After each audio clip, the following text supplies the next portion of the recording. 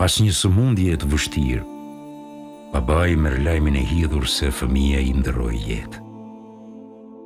I trishtuar, i pikëlluar dhe me zemrën e thyrë, vendosi që fëmijën ta mbante në krah derisa të shkonte në shtëpi.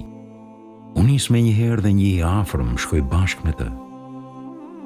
E morën fëmijën dhe e hipën makinë. Rrugës e kishte vendosur të birin në prehrin e tij dhe vazhdimisht e shikonte me sytë e përlodhur.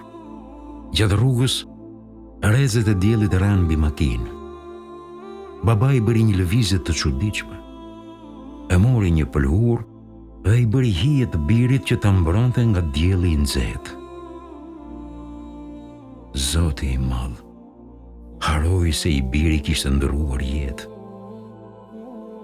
Familjari tregon: fillova të qaj nga mëshira e tij për të birin e vogël, dhe atëherë kujtova ajetin e Kuranit: O Zoti im, mëshiroje ata, ashtu siç më kanë rritur kur unë isha i vogël. Surja Isra 24.